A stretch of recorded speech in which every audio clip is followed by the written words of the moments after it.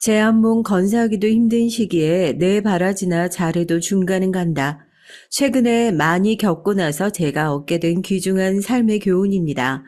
안녕하세요. 대가를 바라지 않고 남편에게 헌신하고 오로지 우리 둘이서 앞으로 행복하게 살았으면 좋겠다는 마음으로 남편의 뒷바라지를 하다 하마터면 헌신짝이 될 뻔한 제 얘기를 들려드리고자 합니다.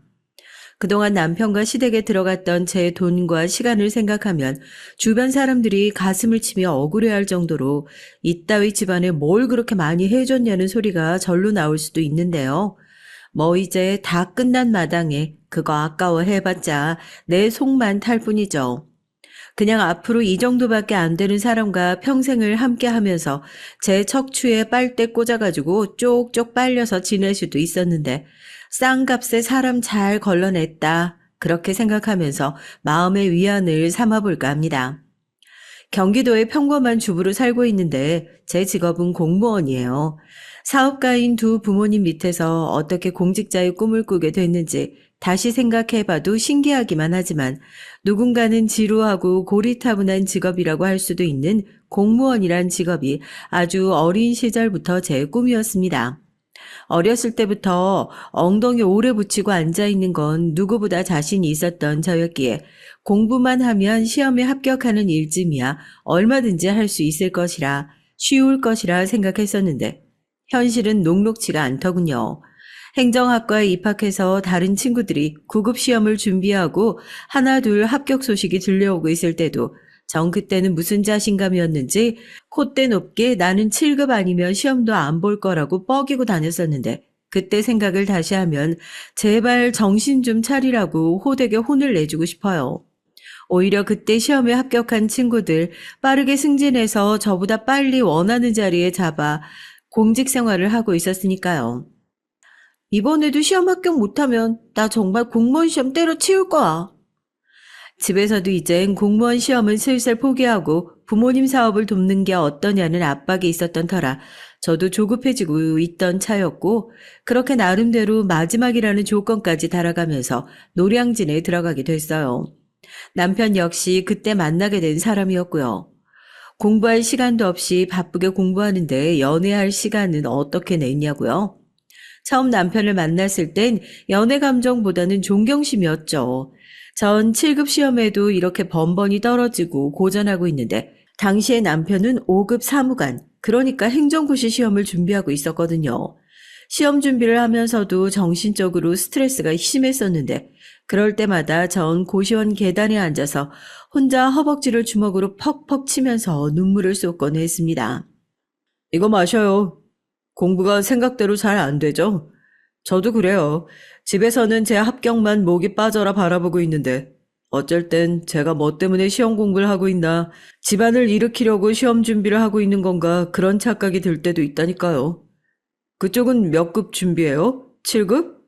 나야 집 때문에 그런다고 해도 한번 곰곰이 생각해봐요. 뭐 때문에 그렇게 죽어라 매달리나.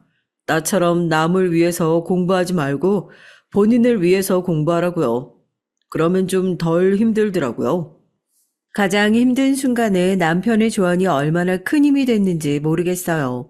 공부를 하는 동안 저는 그야말로 공부를 위한 공부를 하고 있었으니까요. 어느 순간 공무원 시험 준비를 하고 있다는 말이 제 인생에서 일종의 핑계가 되어버리는 순간들이 있었습니다. 오늘 넌 뭐 하고 있어? 결혼은 안 할 거야? 회사 취업은 안 할 거야? 이런 불편한 질문에 나 공무원 시험 준비하고 있어. 7급 준비라서 시간이 좀 걸릴지도 몰라 라는 대답을 회피의 도구로 이용하고 있었으니까요. 불편하지만 남편의 얘기를 통해서 현실과 조금 맞닥뜨릴 수 있었습니다.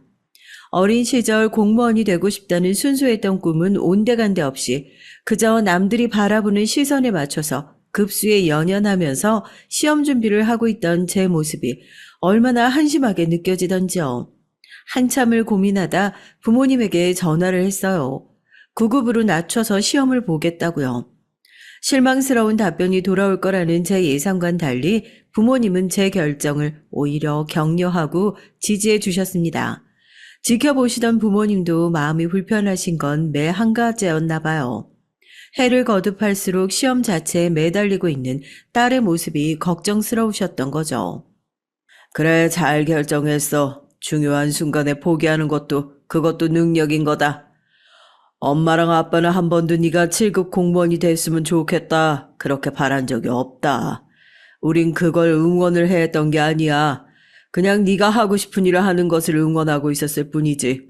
네가 그렇게 결정을 했으면 우리는 네 결정을 응원할 거다. 마음이 한결 홀가분하더라고요. 부모님과 통화를 마치자마자 전 편의점에서 간식거리를 사들고 가서 공용 독서실 앞에서 남편을 한참 기다렸습니다. 공부를 마친 남편이 독서실에서 가장 늦게 자리를 정리하고 불을 끄고 나오더라고요. 전 고맙다면서 간식거리를 건넸어요. 저 해주신 얘기 듣고 많이 생각했어요. 사실 그게 가장 큰 고민이었는지도 모르겠는데 덕분에 잘 됐다고요. 9급으로 시험 보기로 했어요. 고맙다는 얘기 꼭 하고 싶었는데 어떻게 하면 좋을지 모르겠어서요. 시험 끝나고 나서도 저희 볼 수 있을까요? 정말 충동적으로 꺼낸 얘기였습니다. 살면서 그렇게 따뜻한 위로를 받아본 적도 처음이었고요. 노량진이라는 곳이 각자의 목적을 달성하기 위해 모인 공간인 만큼 시험이 끝나고 나면 이 사람을 다시 만나지 못할 것이라는 생각이 드니까 어떻게든 이 신락 같은 인연을 이어나갈 방법을 찾아야겠다는 생각을 했던 것 같아요. 간식을 받아든 남편은 별 조언도 아니었는데 이렇게 깊게 새겨들어줘서 고맙다는 얘기를 하면서 본인의 연락처를 알려주더라고요. 늦은 시간이라 대화를 오래 나누지 못했지만 나이를 물어보니까 저보다 2살이 많았습니다. 그래도 저보다 2년은 세상을 더 살았으니까 공부가 아니더라도 잘 풀리지 않는 문제가 있으면 인생 선배로서 조언 정도는 해줄 수 있지 않겠냐면서 번호를 알려주더라고요. 11자리의 숫자를 바라보면서 이 사람과 난 특별한 인연이 될 것 같다는 확신을 하게 됐던 것 같아요. 그 뒤로 한동안 남편과는 연락도 하지 않았습니다. 중간에 누구 하나 번호를 바꾸기라도 했다면 그대로 인연이 끊어졌을지도 모를 일이죠. 저도 마지막 시험 준비라고 집에다 호언장담을 했던 만큼 이 시험에서는 뭔가를 보여줘야겠다고 생각했고 남편에 대한 호감은 잠시 접어두고 죽자사자 공부에 매달렸어요. 그때 시험을 준비하면서 썼던 수많은 샤프심통들이 아직도 집에 고스란히 있어요. 내가 살면서 이렇게 열심히 노력했던 순간을 기억해 두려고요. 그래서 어떻게 됐냐고요? 제가 사연을 시작하면서 당당히 제 직업은 공무원입니다 하고 소개했던 것처럼 전 그의 공무원 시험에 합격하게 됐습니다. 사연에 차마 다 적진 못하겠지만 주변에 소위 말하는 고시 준비를 하는 분들을 두고 계신 분들이라면 아마 다 아실 거예요. 기댈 사람 없이 고립되어 혼자만의 싸움을 하는 기분이라고 해야 할까요? 울기도 참 많이 울었고 주변에서 들려오는 친구들의 좋은 소식에 마냥 기뻐하지도 못하는 열등감 가득한 시간들을 다 버티고 나니까 드디어 저에게도 합격의 기쁨이 찾아오긴 하더라고요. 비록 처음에 도전했던 7급이라는 결과는 얻지 못했지만 또 그걸 포기하는 과정에서 인생에서 더할 나위 없는 배움과 가르침을 얻었으니까 나름대로 값지고 귀한 공부의 시간들이라고 생각했습니다. 전 시청으로 발령을 받아 업무를 시작하게 됐어요. 요즘 뉴스로 기사를 많이 접해서 다들 알겠지만 제가 처음 발령받을 때까지만 하더라도 요즘 뉴스에 나오는 공무원들 고생은 고생도 아니라고 할 정도로 정말 녹록지가 않았거든요. 이거 뭐 적으면서도 내부 고발이 되진 않을까 걱정된다 싶을 정도인데 인수인계라고 할 것도 전혀 없어서 매일같이 다른 곳에다 전화를 걸어가면서 업무를 물어봐야 했으니까요. 공무원의 특성상 부서 발령이 잦다 보니 제 전임자가 업무를 인계받을 시간도 없는데 민원인은 또 그걸 가만히 기다려 주실 만은 없잖아요. 그러니까 발령을 받은 이후로 15도 떼지 않았는데 매일같이 발등에 불이 떨어진 것처럼 발을 동동 구르면서 이리 뛰어다니고 저리 뛰어다니면서 일을 했었던 거죠. 그때 했던 실수들을 생각하면 아직도 뒷목에서 땀이 줄줄 흐를 정도라고요. 주사님, 아까 얘기했던 그건 아직도 처리 안 됐어요? 그거 이번 주까지 무조건 대장에 등록해 놔야 되는데. 처리할 줄 모르면 다른 곳에다 전화해서라도 물어봐야지. 주사님이 처리 안 하면 누가 처리하라는 거예요. 아, 이래서 신규 받기 싫다니까. 하지만 결국 그 좌충우돌 헤매고 있던 기간 덕분에 끊어질 줄 알았던 인연이 다시 이어지게 됐으니 결국 그 인고의 시간들한테도 감사하다고 해야 되나요? 그 인연이 저를 웃게 만들지 울게 만들지 그땐 몰랐으니까요. 제가 처음 발령을 받아서 처리했던 업무는 계약 업무였는데요.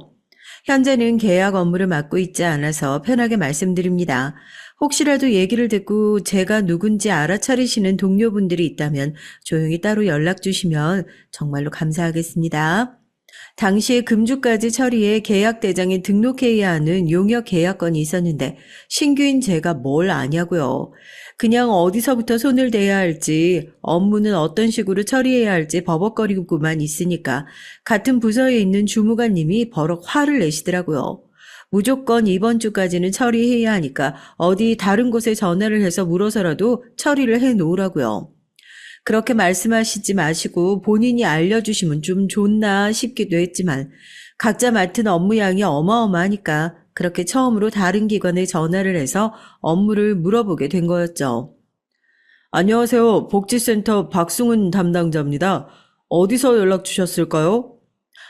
저 땡땡시청 땡땡과 이진주 주무관이라고 하는데요.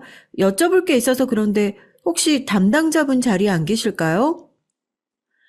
나름 큰 용기를 내서 비슷한 업무를 하고 있던 복지관 쪽에 전화를 걸었는데 담당자는 자리에 없고 복지관에서 일하는 분이 전화를 당겨받더라고요.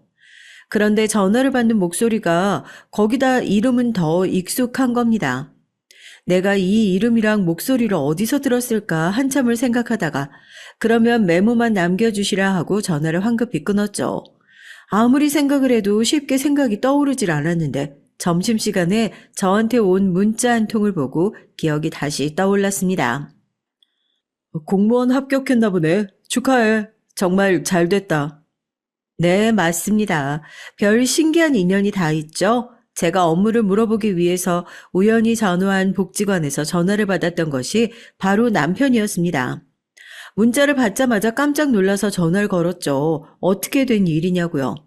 남편을 우선 축하한다는 얘기를 하면서 자기는 아직도 행정고시 준비 중인데 언제까지 부모님 돈으로 시험 준비를 할 수만은 없어서 집 근처에 있는 복지관에서 짧은 시간 동안 파트타임 근무를 하면서 시험 공부를 병행하고 있다고 하더라고요. 합격을 한 이후에 너무 정신이 없긴 했지만 왜 연락 한 번을 해볼 생각을 못했을까요? 너무 반가워서 제가 밥 한 번 사겠다고 남편도 흔쾌히 좋다고 했고 그렇게 잠깐 만나고 말 줄 알았던 저희의 인연은 다시 이어지게 됐습니다. 남편은 시험 공부로 한참 힘들 때였고 전 저 나름대로 이제 막 발령을 받아 힘들 때였으니까 이번에도 다시 만나 서로에게 참 많이 의지가 됐어요. 그래도 참 다행이었던 것은 제가 시험에 합격하고 변변찮은 직장이라도 있으니까 그래도 저도 남편이 꽤나 의지할 수 있는 사람이 됐다는 것, 그게 참 뿌듯하더라고요. 자주는 아니지만 가끔 만나서 밥도 사줄 수 있고, 물론 남편은 매번 그렇게 밥값을 내려는 저에게 미안해하긴 했지만 말입니다.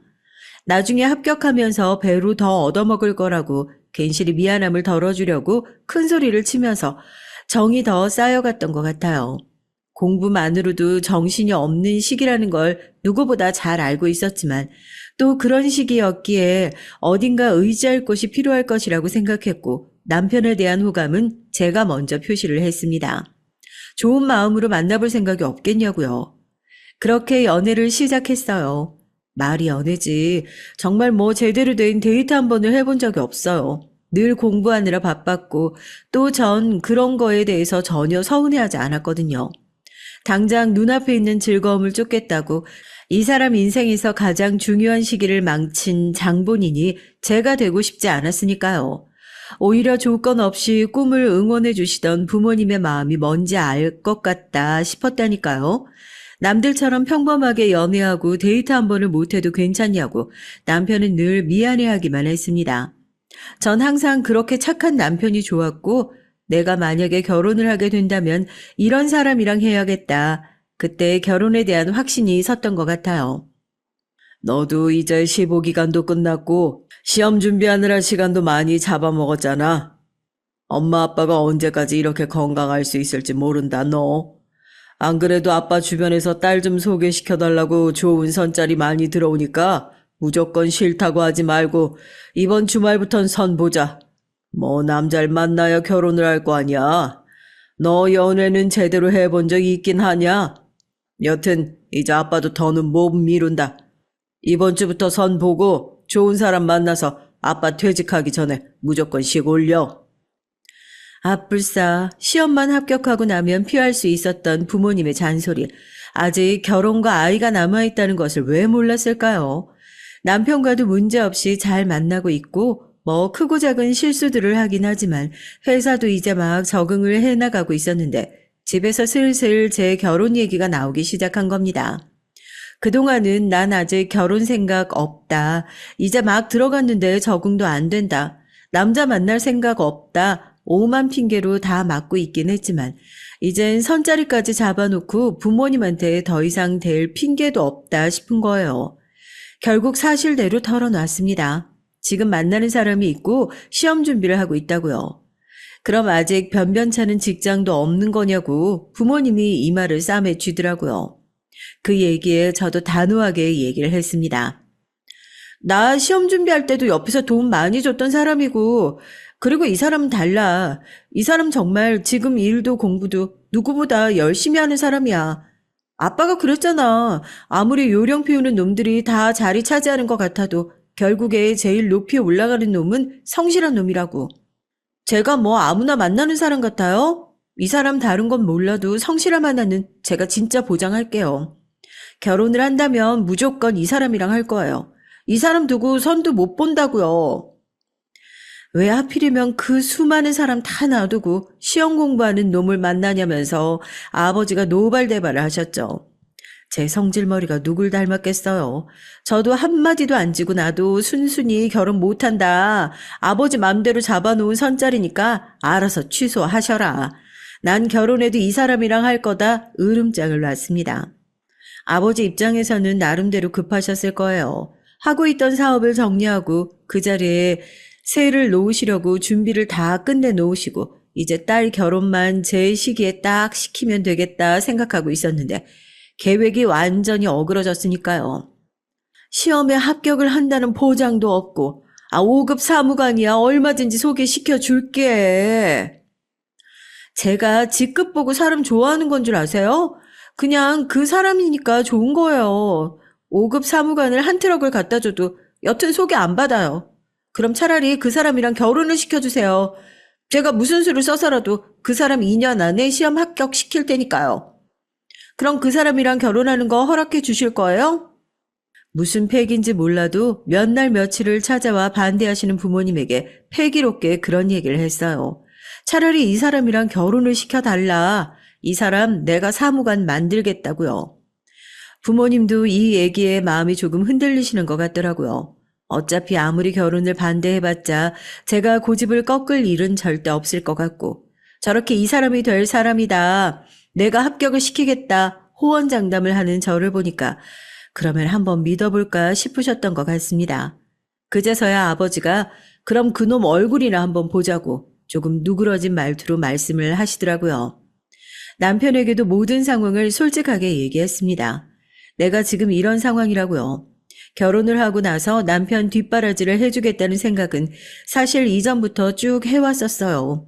시험 공부라는 게 체력도 그렇고 공부만 집중해도 모자랄 시기인데 집이 어렵다는 이유로 다른 곳에서 일까지 해가면서 공부를 준비하고 있는 게 항상 마음에 걸렸었거든요.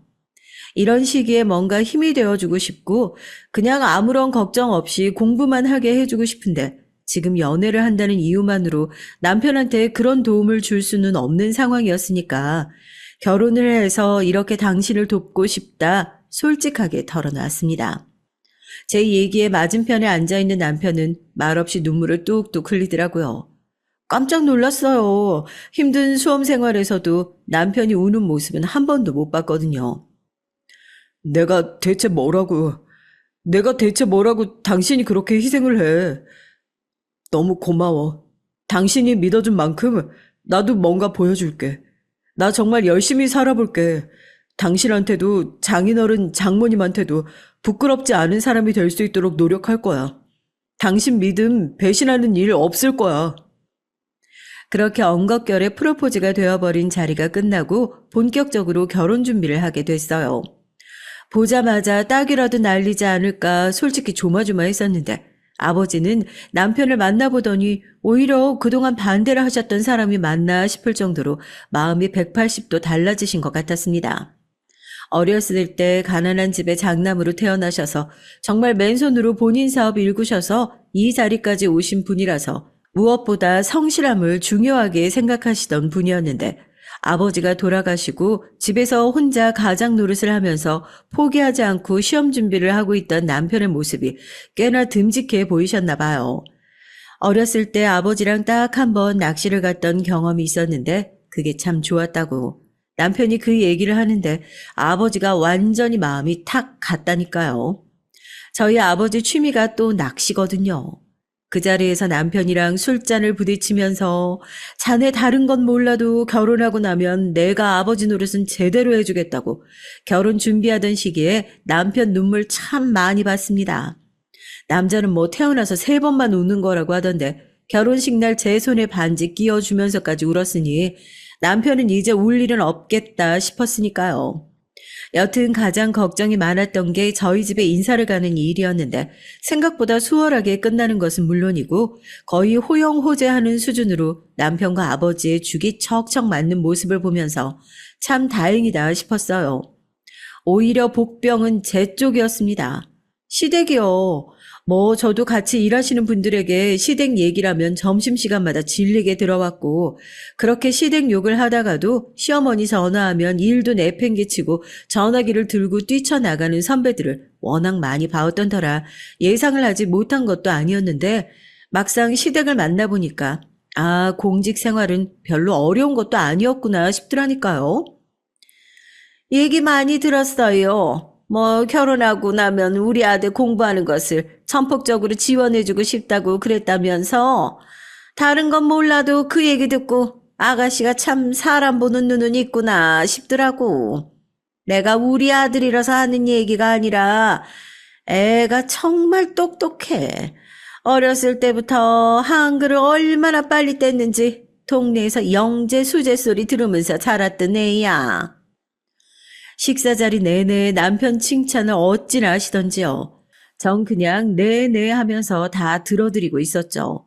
오히려 남편이 제 앞에서 그렇게 뭘 자랑을 하시냐고 부끄러워할 정도였죠. 저는 왜 그러시냐고 어머님이 당신을 얼마나 훌륭하게 잘 키우셨는지 얘기 듣고 있던 건데 뭘 부끄러워하냐고 오히려 그런 남편을 말렸었거든요. 나름대로 훈훈한 분위기에서 얘기가 잘 진행되고 있다고 생각했는데 그때 어머님이 저한테 딱 한 말씀 하시더라고요.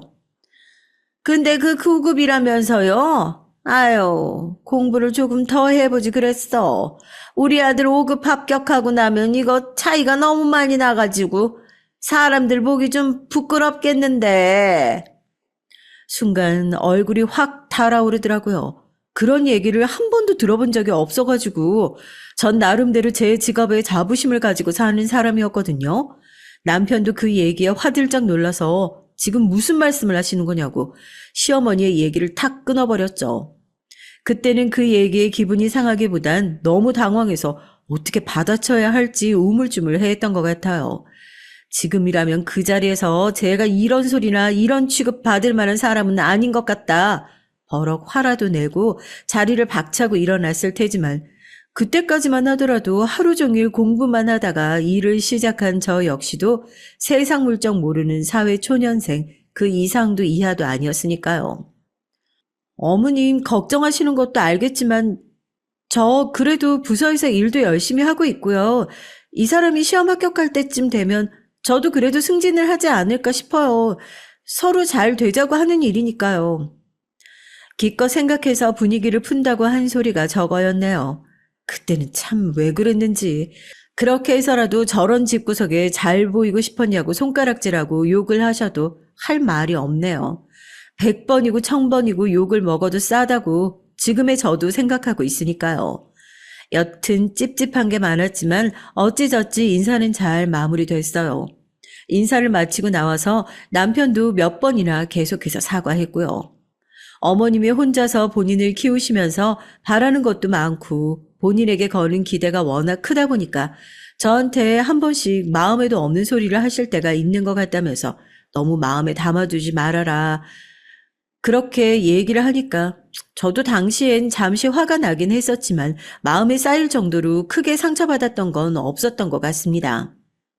또 저희 어머님이 진짜 웃기신 게요. 막상 결혼 준비를 시작하고 저희 가족이랑 만났을 땐 또 어찌나 말씀을 잘하시는지 양가 인사가 끝나고 나서 저희 부모님께서 시어머니가 참 좋으신 분 같다고 혼자서 저렇게 아들 훌륭하게 키워내실 정도면 참 열심히 사셨다 생각은 했었는데 얘기를 나눠 볼수록 더 좋으신 분 같다고 그렇게 입을 모아서 칭찬을 하실 정도였다니까요. 또 막상 저희 부모님이랑 말씀을 하실 땐 제 앞에서 아들 자랑에 콧대 높던 모습은 온데간데 없이 말입니다. 처가에서 이렇게 나서서 도움을 주신다고 하니까 아이고 어떻게 감사 인사를 드려야 될지 모르겠네요. 부족한 아들이지만 많이 지원해 주시면 그래도 나중에 시험 합격하고 꼭 집안의 보탬이 될 사람이 될 수 있을 거다. 그건 오랜 세월 동안 자식 키워온 어미로서 장담합니다. 아들이 좋은 집안에 장가들길 바라는 마음이야 다 같겠지만 아유 이렇게 착하고 현명한 며느리까지 얻어가지고 오니까 아유 전 이제 그냥 더 바랄 게 없다 싶어요. 시험만 합격하면 둘이서 또 의지하는 게 얼마나 많겠어요. 사람이 같은 물에서 놀고 같은 밥을 먹어야 한다고 공직자는 공직자끼리 만나야 또 통하는 것도 있고 그런 거 아니겠어요. 아마 시어머니가 저렇게 태도를 싹 바꾼 데는 저희 집안의 전폭적인 지원도 한몫했을 겁니다. 구급 공무원 초봉 다들 아실 거예요.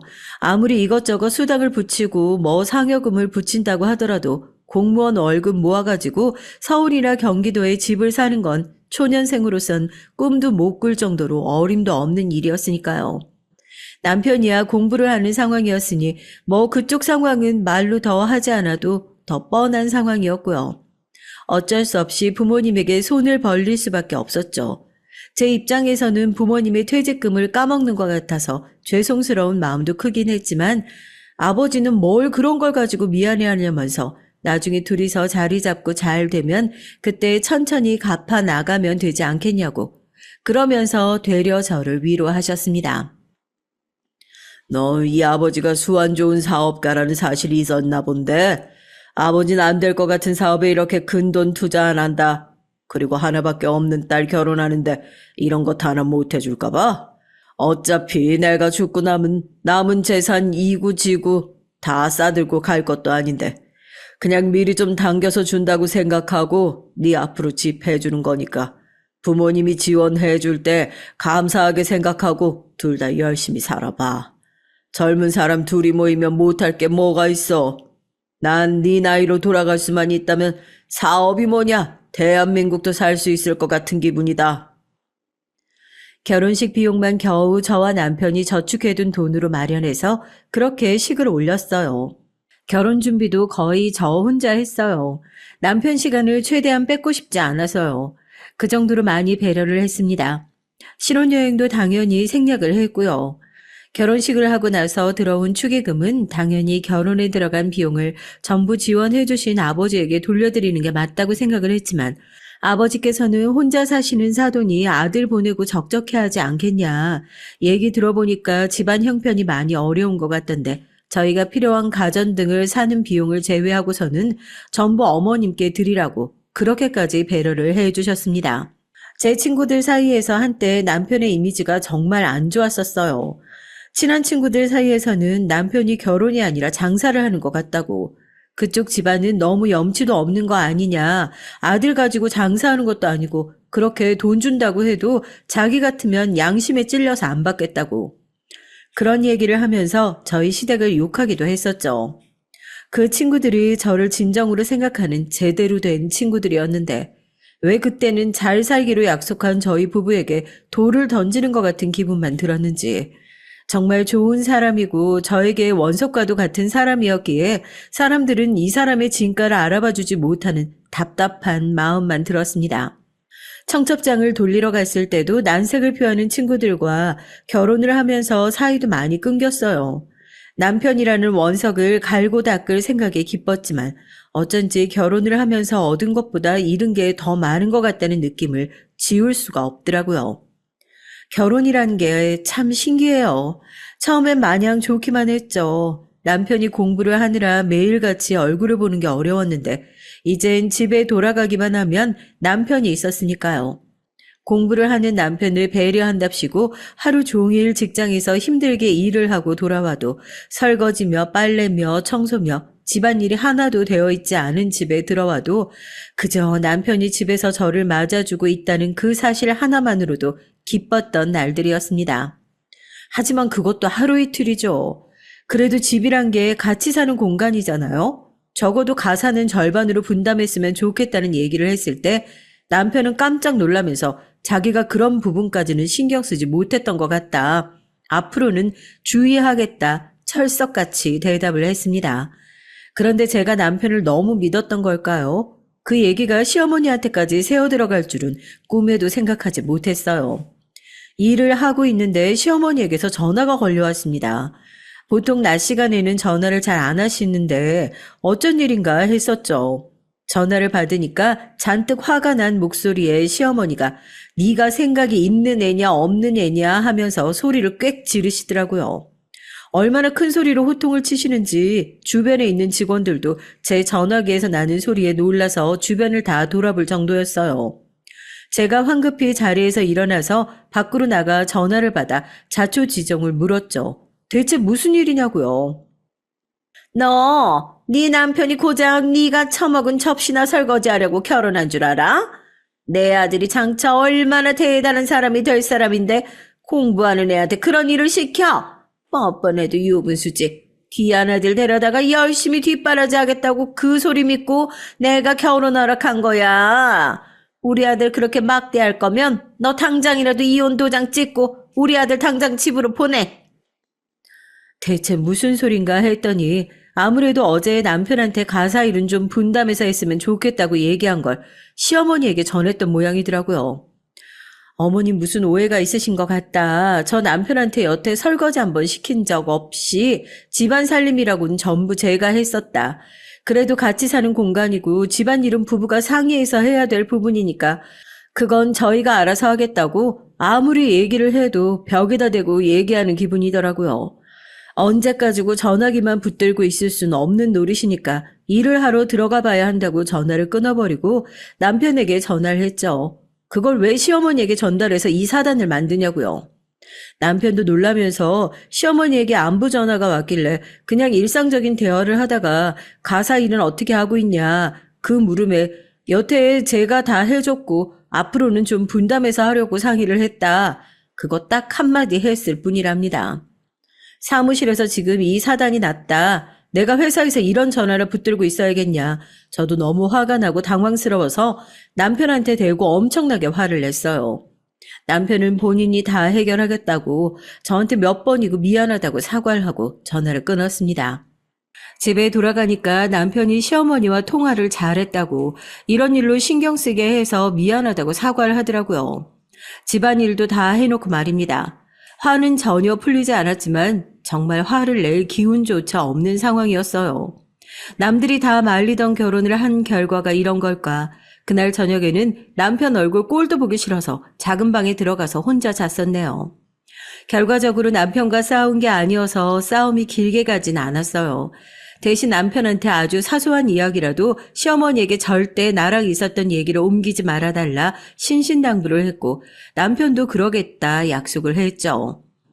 제 시집살이요. 굳이 그렇게 남편이 말을 옮기는 게 아니더라도 참 힘들고 박복했습니다. 어쩔 땐 남편이 부럽기도 했어요. 저희 집에 가면 남편은 둘도 없는 귀한 손님이 온 것처럼 대접을 받는 기분인데 왜 시댁에 갈 때마다 전 남편을 뺏어간 하등한 시녀처럼 대접을 받아야 하는 건지. 시어머니는 대체 내가 어디가 그렇게 마음에 들지 않아서 사사건건 저렇게 화를 내고 트집을 잡는 건지. 남편하고는 싸우는 일이 거의 없었지만 시어머니만 만나고 오면 사이가 틀어지고 말다툼을 하기 일쑤였습니다. 팔은 안으로 굽는다고 남편도 싸움이 길어지다 보면 결국 자기 어머니 편을 들곤 했었거든요. 옛날 분이시잖아. 사고방식도 고리타분하고 말도 좀 세게 하시고. 당신이 그런 건 좀 이해해주면 안 돼? 나도 처갓집 가서 어쩔 땐 장인어른 말씀하시는 거 듣고 자존심 상할 때도 있고 기분 나쁠 때도 있어. 그래도 당신한테 사사건건 기분 나쁜 티 낸 적 한 번도 없잖아. 그런데 당신은 어머님이랑 싸울 때마다 이렇게 공부하는 사람 붙들고 이게 서운하다 저게 서운하다 그렇게 말을 하면 중간에 껴있는 나보고 대체 어쩌라는 거야. 서로 조금씩 양보하는 것도 있어야지. 당신이 원하는 대로만 다 하려고 하면 너무 이기적인 거 아니야? 이기적이라뇨. 그 얘기를 들으면서 처음으로 결혼한 걸 후회스럽게 느껴지더라고요. 제가 그동안 남편을 위해서 희생하며 살아왔던 것들, 남편과 결혼을 하기 위해서 포기했던 것들이 얼마나 많은데 저한테 감히 이기적이라는 얘기를 꺼낼 수가 있습니까? 남편도 얘기를 꺼내놓고 아차 싶었는지 바로 사과를 하긴 했지만 말로 한 번 받은 상처는 쉽사리 지워지지 않았어요.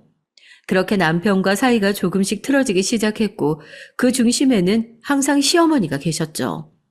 솔직하게 말씀드리면 결혼 생활 내내 참 못된 생각일 걸 알면서도 남편이 차라리 고아였으면 아버지도 안 계시고 어머니도 안 계시는 사람이었으면 얼마나 좋았을까 그런 생각을 했었던 적도 있습니다.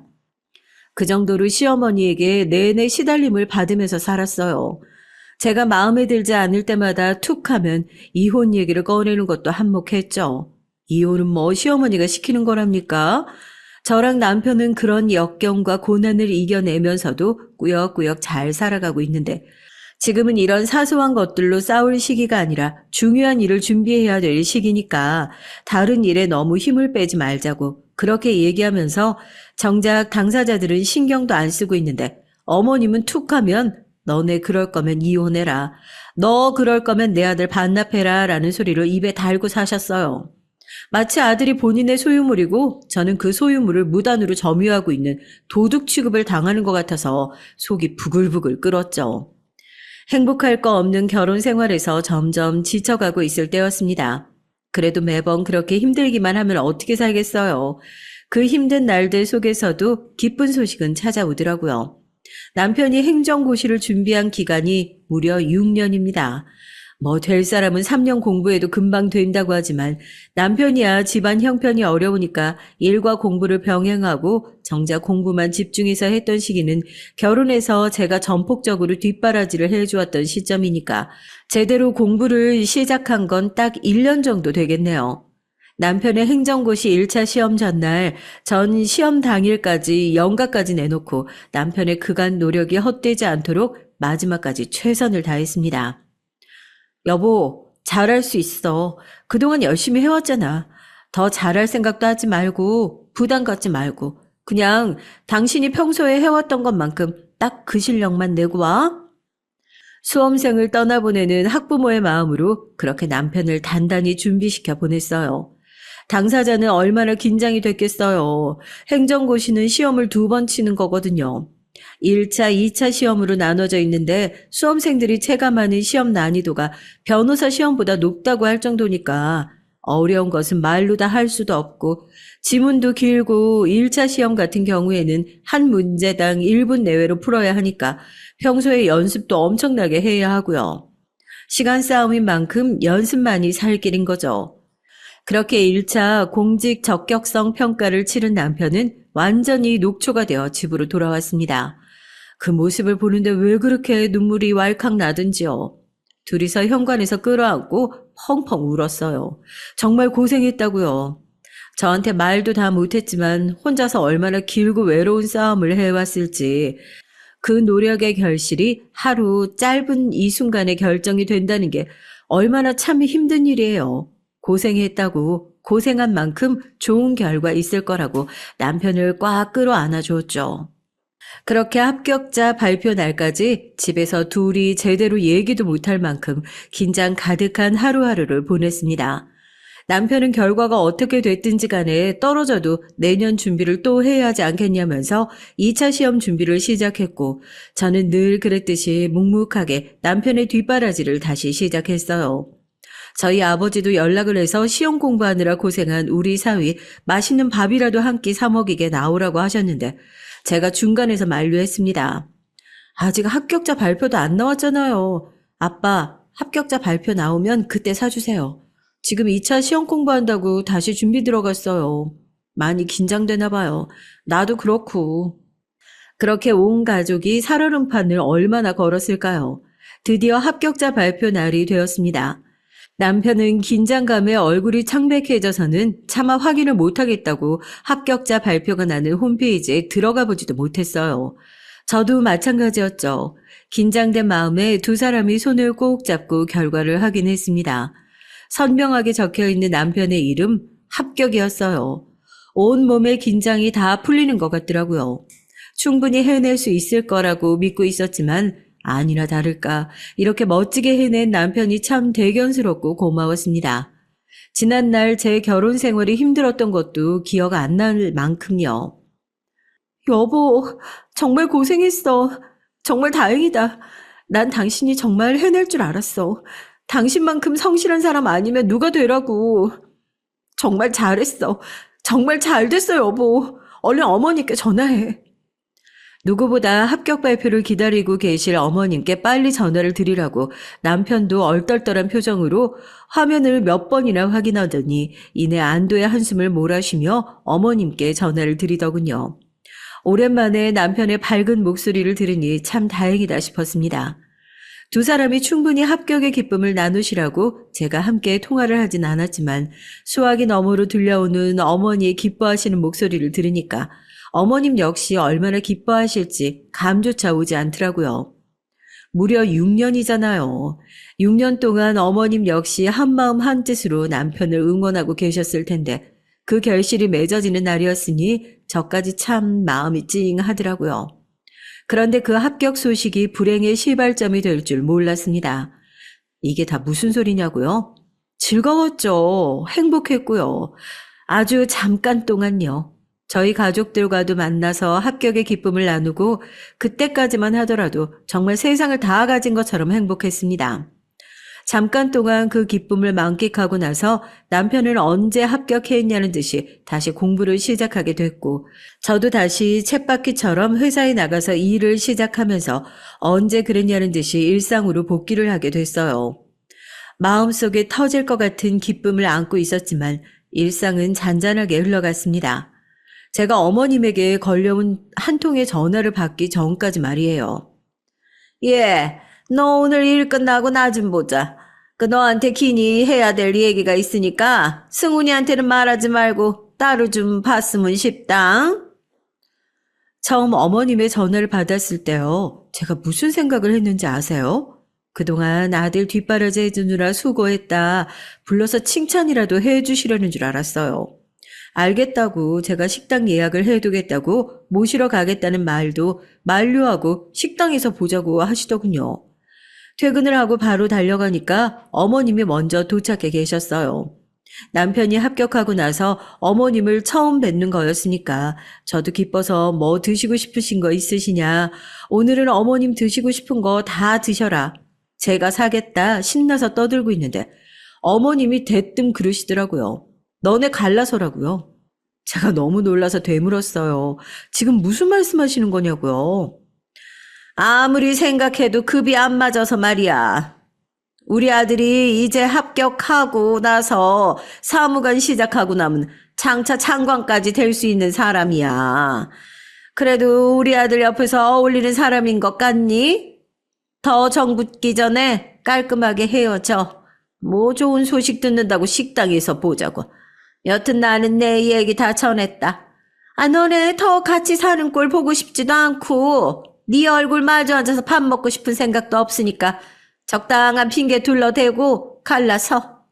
애 공부 방해하지 말고. 음식을 시키기도 전에 본인 말씀만 탁 늘어놓으시더니 자리에서 일어나시는데 진짜 황당하더라고요. 차라리 뺨을 때리시지 보자마자 뺨을 맞는 게 덜 황당하겠다 싶더라고요. 대체 지난 결혼 생활 동안 내가 했던 건 뭐지 싶더라고요.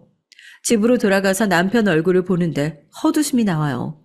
무슨 일이 있었냐고 걱정스러운 얼굴로 물어보는 남편에게 아무런 말도 하지 않고 오늘 몸이 안 좋아서 작은 방에서 자겠다고 얘기하고 들어와서 꼴딱 밤을 샜습니다.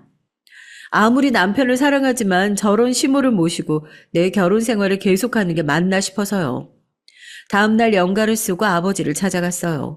결혼이 집안과 집안과의 만남인 만큼 저 혼자 결정할 수 있는 문제가 아니라고 생각해서 부모님에게 말씀을 드려야 한다고 생각했죠. 이 시간에 출근도 안 하고 여긴 어쩐 일이냐고 묻는 아버지에게 다짜고짜 눈물을 쏟았습니다. 대체 무슨 일이 있는 거냐고 울면서 아버지에게 어제 있었던 일을 모두 말씀드렸어요. 당연히 노발대발 하셨죠. 애초에 좋은 마음으로 허락했던 결혼도 아니었는데 일이 이 지경까지 되니까 당연히 화가 나실 수밖에 없지 않았겠어요. 어머니도 무슨 그런 미친 여자가 다 있냐면서 제 말 한마디에 온 집안이 쑥대밭이 됐습니다. 제가 아버지에게 죄송하다고, 너무 죄송하다고 연신 사과를 드렸고 아버지는 아무런 말씀도 하지 않으시고 시어머니와 남편에게 전화를 해서 가족들을 모두 한자리에 모으셨습니다. 시어머니는 불편한 기색으로 자리에 앉아있고 남편은 대체 이게 무슨 일인가 싶었을 거예요. 출근을 한 줄 알았던 아내는 눈물 범벅이 되어 앉아있고 장인어른은 보자마자 멱살을 잡았으니까요. 저희 아버지가 화를 꾹 눌러 참으면서 남편에게 물었습니다. 어제 네 아내가 시어머니에게 이런 얘기를 듣고 돌아왔는데 알고 있었냐고요. 남편은 펄쩍 뛰면서 전혀 모르는 이 얘기였다고 시어머니에게 대체 무슨 짓을 한 거냐고 버럭 화를 냈습니다. 내가 큰 거 바란 것도 아니고 내 딸이랑 잘 지내는 거 그거 하나 생각하고 이 결혼 허락해 준 거다. 자기 어머니가 자기 마누라한테 무슨 소리 하는지도 모르고 공부한답시고 귀 닫고 사는 이놈은 어디 멀쩡한 놈이야? 사돈, 말씀 잘하셨습니다. 이렇게 넋 빠진 놈이랑 무식한 시어머니한테 저도 제 딸 더 이상 못 맡깁니다. 이 자리에서 이혼하시죠. 다만 결혼도 양쪽 집안이 한 약속이니까 이쪽 집안에서 먼저 약속을 어기신 만큼 정리하실 건 확실하게 다 정리를 하셨으면 좋겠네요. 시어머니는 그 와중에 정신을 못 차리고 남편에게 어차피 저쪽 집에 우리가 과분한 집안이었다는 말이나 하고 있고 남편은 저희 아버지 앞에 죄송하다고 무릎을 꿇고 빌기 시작했죠. 하지만 아버지는 남편을 거들떠 보지도 않으셨어요.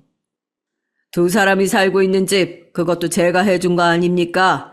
두 사람이 결혼할 때 우리 딸 시댁 사정이 어렵다고 해서 축의금도 다 챙겨드렸었죠. 이혼하는 마당에 그것도 다 돌려받아야 하지 않겠습니까? 정리해둔 게 있으니까 저희 쪽 변호사 통해 보내겠습니다. 그리고 행정고시 합격은 뭐 쉽게 했습니까? 그동안 썼던 생활비며 제가 우리 사회 기죽을까 싶어 딸한테 말도 하지 않고 매달 따로 챙겨줬던 용돈이며 그것도 전부 다 정산해야겠습니다. 이쪽에서 먼저 치졸하게 싸움 걸어왔으니 저도 치졸하게 하나부터 열까지 다 정산할까 합니다. 그 정도 각오는 하시고 감히 이혼이라는 단어를 입에 올려서 저희 딸 마음을 다치게 하셨겠죠? 아버지는 저 몰래 남편의 기가 죽을까 싶어 따로 용돈까지 챙겨주시고 계셨던 모양입니다. 그제서야 시어머니는 사색이 되어 고개를 푹 숙이고 본인이 생각이 너무 짧았던 것 같다. 그냥 해봤던 소리다 하면서 황급히 변명을 하기 시작했어요. 말은 주워 담을 수가 없는 것을 아셨어야죠. 오히려 잘 됐습니다. 자네도 뭐하고 있는가? 정착 장관 될 사람이 어디 함부로 무릎을 꿇어? 일어나시게. 무릎을 꿇고 싹싹 빌기 시작한 어머니와 남편을 뒤로 하고 아버지는 저를 데리고 그 자리를 유유히 빠져나오셨어요. 영원할 줄 알았던 저의 결혼 생활이 이렇게 끝나게 된 게 참 기가 막히다 싶지만 오히려 일찌감치 거지 같은 사람들을 잘 걸러내서 정말 다행이다 생각해야 하는 걸까요? 마음이 참 심란하고 괴롭기만 합니다. 안녕하세요. 저는 40대 초반에 접어든 여자고 이쁜 딸아이를 두고 있는 엄마입니다. 사연을 쓰기까지 많이 망설였는데 막상 얘기를 적으려고 하니까 입에서 다다다다 말이 나오네요. 저도 모르는 사이 마음에 많은 감정을 담아두고 있었나 봐요. 사실 그만큼 제가 겪은 일도 어마어마했답니다. 이 일을 극복하고 나아가기까진 오랜 시간이 걸리긴 했지만 그럼에도 전 지금 굉장히 만족스러운 현재를 살고 있어요. 제 딸아이와 함께요. 저에게 어떤 일이 있었는지 궁금하시겠죠? 그럼 바로 들려드릴게요. 먼저 한 사람의 사연이라고 하니까 기억은 가물가물하지만 어렸을 때 얘기부터 시작해야 할 것 같네요. 전 굉장히 부유한 친정에서 자랐습니다. 아주 어렸을 땐 집에 가정부 아주머니가 늘 상주에 계시고 어머니가 저희 자매에게 좋은 옷만 입히시는 게 당연한 풍경이라고 생각을 했죠. 다른 집도 다 저희 집처럼 사는 줄로만 알았고요. 그러다 초등학교 때 친구 집에 놀러 갔다 그만 충격을 받고 말았습니다. 저희 집 화장실 정도의 크기에 네 식구가 옹기종기 살고 있었는데 친구는 그마저도 다행이라고 말했거든요. 그제야 전 제가 남다른 환경에서 컸다는 것, 이것이 어쩌면 축복일 수도 있다는 것을 깨달았습니다. 당연지사 좋은 교육을 받을 수 있었고 원하는 것들은 모두 할 수 있었죠. 언제든 해외로 놀러 나갈 수 있었고요. 여름엔 추운 나라로, 추울 땐 더운 나라로 여행 다니며 기분 내킬 때마다 이리저리 옮겨 다니곤 했거든요. 저희 친할머니는 이런 저를 두고 역마살이 붙었다고 말씀하실 정도였는데 사실 그때의 절 생각하면 그저 철이 없다고 할 수 있었겠네요. 왜냐하면 제가 갖고 싶은 거 다 가질 수 있는 풍족한 환경이다 보니까 다른 사람을 배려하는 방법이나 예의 같은 것들을 모르고 자랐거든요. 부잣집 딸에겐 그저 이런 것들이 당연히 주어지는 거라 생각했던 거죠. 그러던 어느 날 또 한 번의 큰 충격을 받은 제 성격과 가치관을 바꾸게 된 일이 일어났습니다. 당시 저희 큰 회사를 운영하고 있으셨던 어머니와 아버지와 떨어져서 홀로 일본에서 살고 있을 때인데요. 어떤 남자분이 길거리에 쓰러져 있는 노숙자를 돕고 있으시더라고요. 지독한 냄새가 나는 노숙자였던지라 전 코부터 틀어막고 피하려고 했는데 남자분은 개의치 않고 묵묵히 그 노인분을 업어서 경찰서로 데려가셨답니다. 저도 모르게 미행을 하게 됐죠. 근데 노숙자 노인분에게 보호자가 있었던 건지 남자는 보호자가 올 때까지 계속 기다리더라고요. 그때 전 약간 감명 아닌 감명을 받게 됐고 감정에 이끌리듯 그 남자에게 말을 걸게 됐어요. 저기요, 혹시 한국 분이세요? 아까 한국말 하는 걸 들어서요. 저도 한국인이에요. 유학 왔어요? 얘기를 나눠보니 남자는 일본으로 유학을 온 학생이었는데 한국에서 꽤나 명문대학교에 다니는 학생이었습니다. 아, 역시나 환호가 제 안에서 터져 나왔죠. 그리고 전 곧바로 같은 한국인이라는 게 반가워서 그런다며 식사를 제안했어요. 아, 그래요? 그럼 제가 아는 초밥집에서 만나요. 약간 시큰둥한 대답을 남기고 떠났지만 그것도 매력적으로 느껴졌습니다.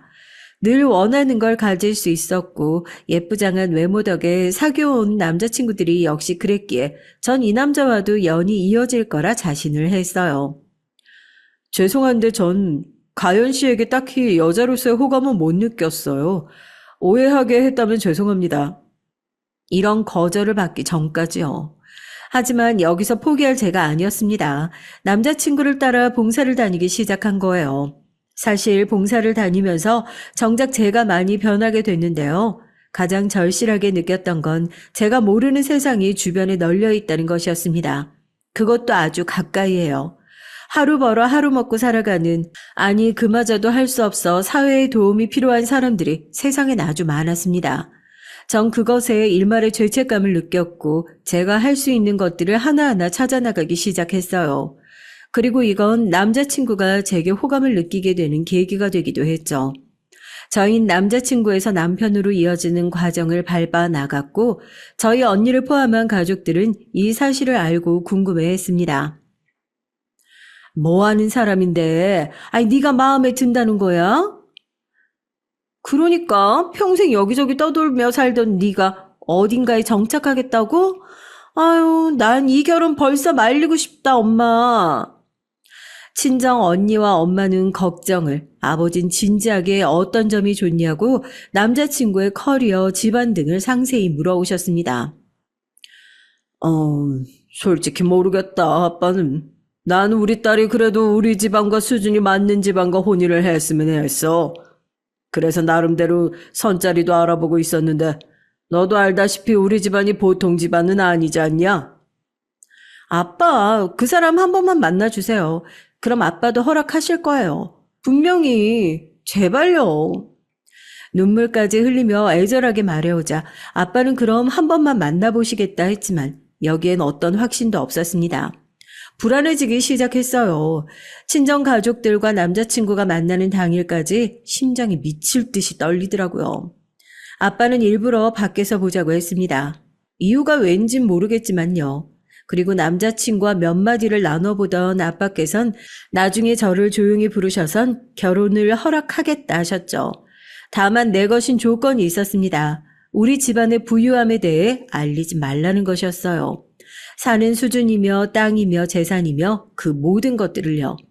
여기서 전 아빠와 의견이 엇갈렸어요. 아빠, 그렇게까지 할 필요 있어요? 내가 신뢰하는 사람이고 난 이 사람 앞에서 뭐든 털어놓고 싶어요. 그건 속이는 것과 별반 다를 바는 없잖아요. 만약 너희가 결혼 생활한 지 1년이 지나가면 그때 밝히도록 하자. 그러면 납득되지? 다 이유가 있어서 그런다. 저희 아빠는 어떤 말씀도 함부로 남발하시는 분이 아니었어요. 그러니 저도 아빠의 말엔 뭐라 더 반박하지 못하고 알겠다 끄덕였죠. 그리고 나중에 깨달았습니다. 아빠에게 얼마나 큰 해안이 있으셨을지를요. 상견례를 앞두고 저도 예비 시어머니를 한번 뵙게 됐는데요. 예비 시어머니를 뵀을 때 조금 민망스러웠어요. 전 그냥 집에서 주는 용돈으로 봉사활동을 다니고 소박하게 살고 있었거든요. 딱히 직업이랄 게 없는 상태였죠. 그러니까 아가씨는 지금 무직이라고? 아니 요즘 청년들이 일자로 구하기가 그렇게 힘드나? 대학도 나왔다고 들었는데 아닌가? 네. 대학은 나왔는데요. 제가 그러니까 말을 버벅이자 시어머니가 급기야 팍 짜증스런 말투로 내지르시더라고요. 똑바로 말을 해봐요. 그러니까 무직이란 얘기죠? 뭐 이직 준비 이런 거 하는 건가요? 뭘 전공했는데요?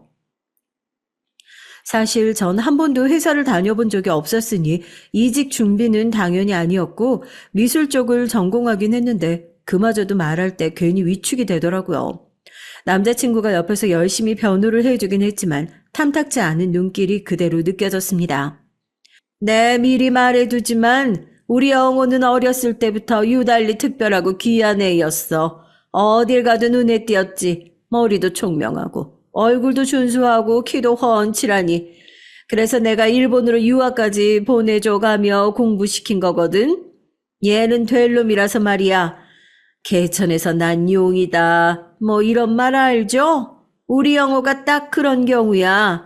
시골에서 태어나 자랐어도 금방 눈에 띄어 다들 얘를 알아봤지. 그랬구나. 네, 오빠한테 듣긴 들었어요. 오빠가 어렸을 때도 공부 잘했다고요. 그래요. 그런 아들이에요. 얘가 나는 뭐 시집살이니 뭐니 이런 거 일절 시킬 생각 없고 아들이 좋다면야 결혼 반대 이런 거 할 생각도 전혀 없는데 아가씨가 알아둘 건 알아둬라 이 말이에요. 내 말은. 아, 네, 알겠습니다, 어머님. 게다가 시어머니는 남편에 대해 지나칠 정도로 애정이 과하신 것 같았습니다. 세상에서 가장 잘난 우리 아들, 이게 남편을 대하는 시어머니의 태도였죠. 전 그 점이 염려되고 부담스러웠어요. 친구들은 다들 벌써부터 혀를 찢찢 차고 저희 친정 언니도 무척 걱정을 하더라고요. 어떻게 감당하려 하냐면서요. 자유롭고 할 말 다 하는 제 성격에 시어머니 성격을 참을 수 있겠냐고요. 전 그럴 수 있다고 했습니다. 남편을 너무 사랑했으니까요. 남편만큼 세상에 제가 존경할 수 있는 사람도 없었고 그땐 평생의 짝이라 생각했습니다. 다들 결혼 전 연애 땐 그러잖아요. 콩깍지가 씌어 진짜 그 사람의 모습이 보이지 않죠. 언니, 나 괜찮아. 걱정하지 마라. 나 이가연이야. 무슨 일이든 다 해결할 수 있어. 그래, 네가 그렇게 말하니까 안심은 된다만. 그래도 너무 아들아들 거리면 너도 가만히 있지 마. 우리 집안 재력 다 까버리라고.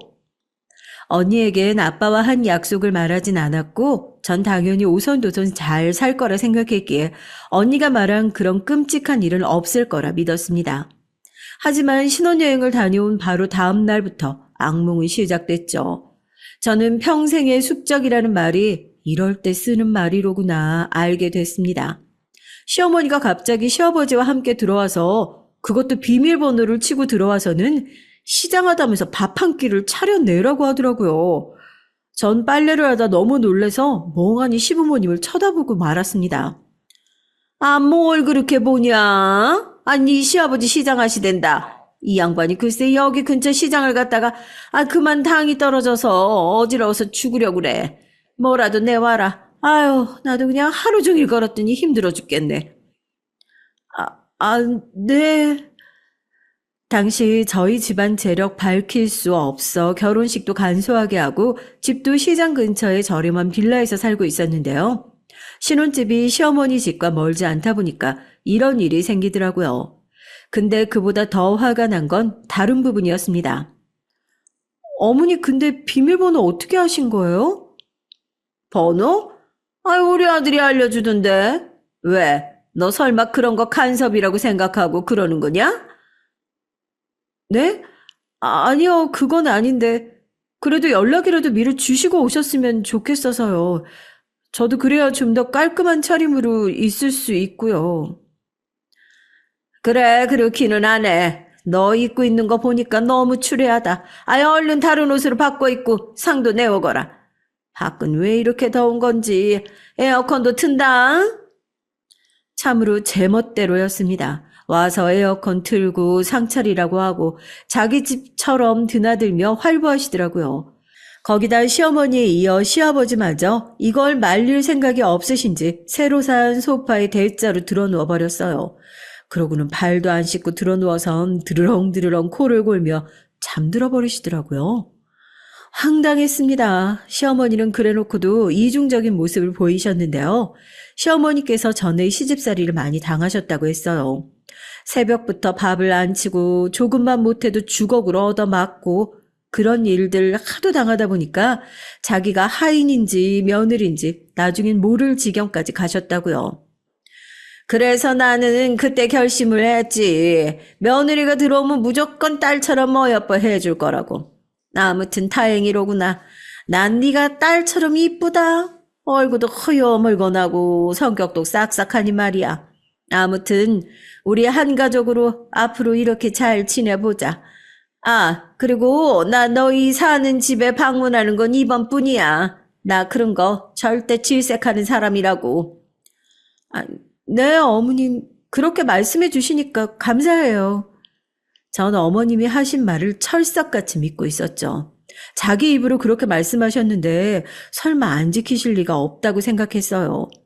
그래서 그날 시부모님 좋아하는 한상 차려드리고 옆에서 온갖 시중을 들어도 그러려니 넘어가려고 했습니다. 근데 그 말씀하신 지 2주일 정도 지났을 때 갑자기 전화가 오신 거예요. 나 네가 연락하라고 해서 하는 거다. 지금 니네 집으로 가고 있으니까 그 멸치볶음이랑 장조림 좀 해놓고 있어라. 오늘은 고기 아주 그냥 내 입맛을 땡기네. 네? 지금이요? 잠시만요. 그 한마디만 하시고 전화를 뚝 끊어버리시더군요. 마치 시어머니는 제가 집안에서만 사는 여자니까 저에게 뭐든지 부탁해도 된다고 여기시는 것 같았습니다. 남아 도는 게 시간이니 자신이 아무 때나 쳐들어와도 된다고 말이에요. 하지만 전 당시 아버지 사업도 재택근무식으로 조금씩 돕고 있었고 후원하는 자선단체에도 관심이 많아서 이모저모를 알아보고 있었답니다. 이걸 말할 수도 없어 더 힘들 수밖에요. 특히나 그날은 제가 봉사하는 고아원에 가야 하는 날이라 준비를 하고 있었거든요. 근데 시어머니가 또 시아버지를 데리고 쳐들어오신 거예요. 저 어머니 죄송한데요. 지금 봉사활동하러 나가봐야 돼서요. 선생님들도 아이들도 저를 다 기다리는 상황이거든요. 다음에 오시면 안 될까요? 뭐?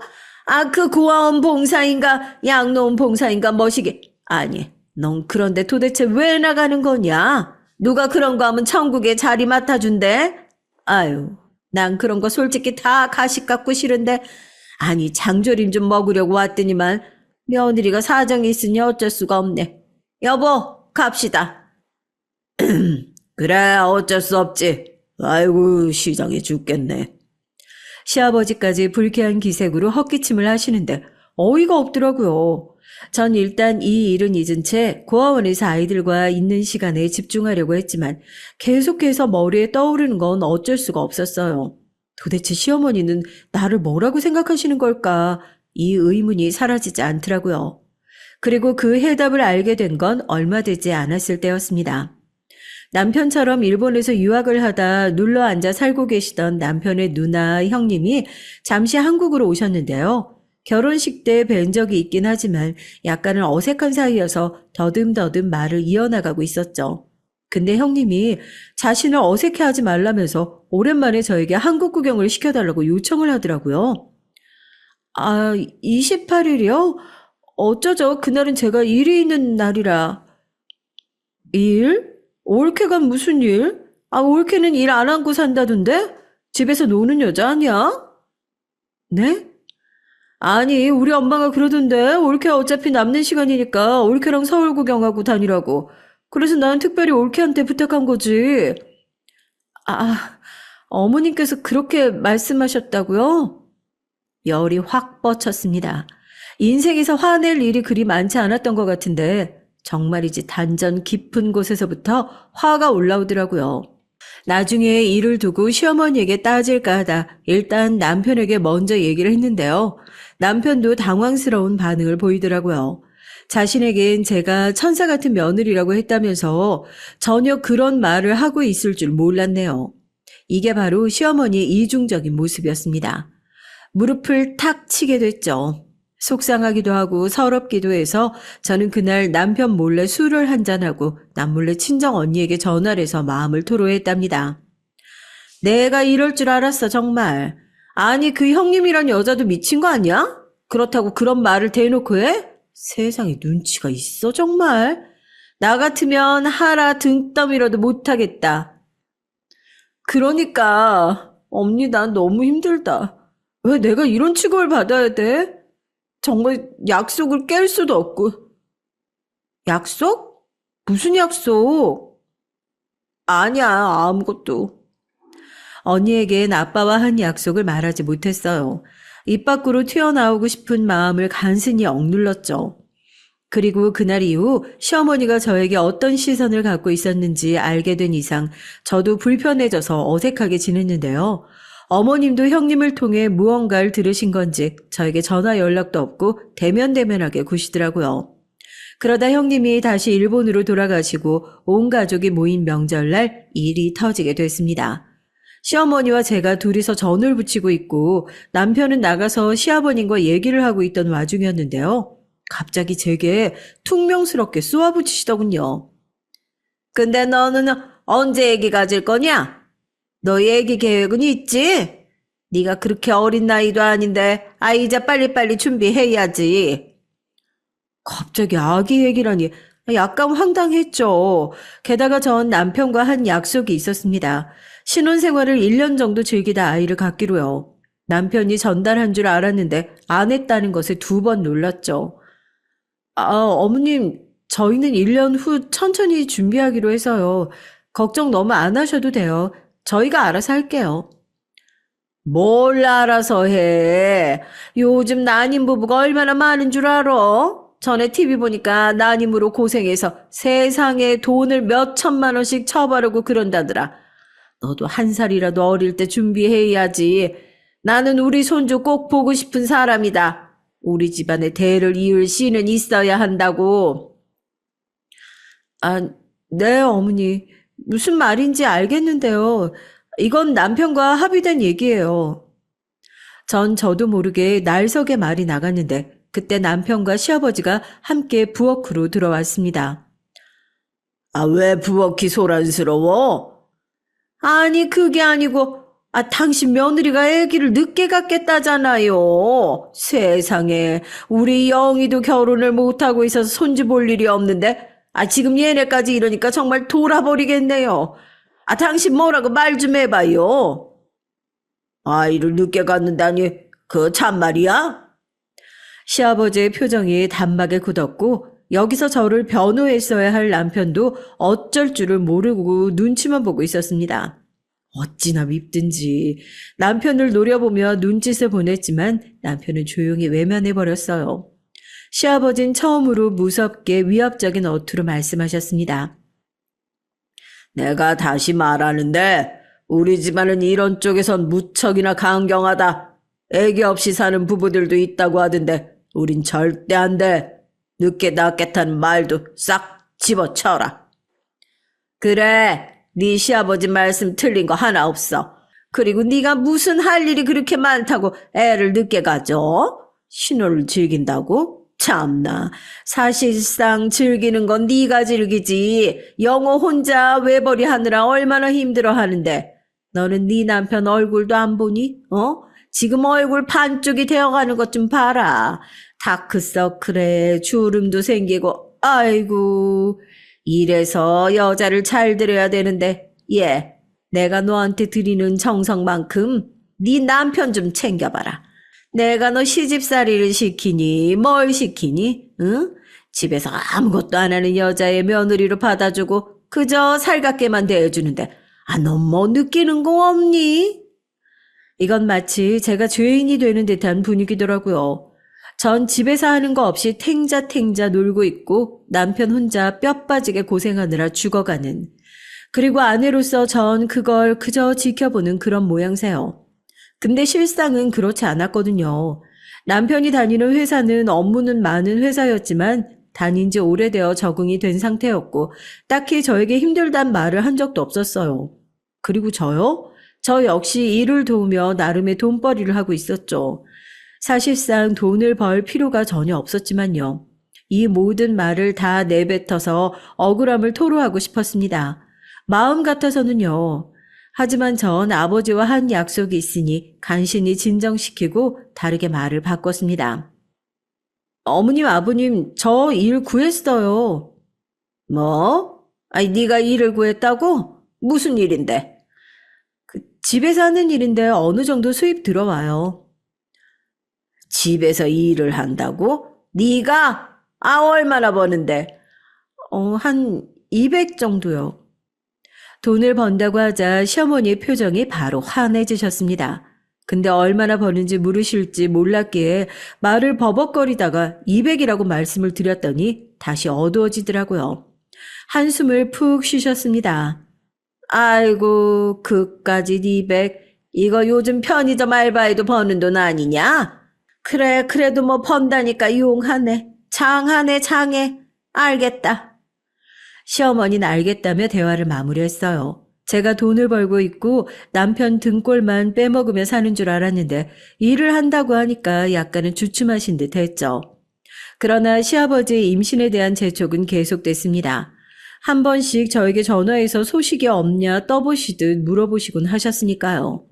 그 전화를 받는 것도 한두 번이야 받을만 하지 그 다음부터 무척이나 스트레스가 되더군요. 화장실에서 일을 볼 때마저 시아버지란 글자만 뜨면 두통이 몰려왔습니다. 결국 남편 통해 시아버지로부터 전화를 오게 하지 말라 부탁을 했죠.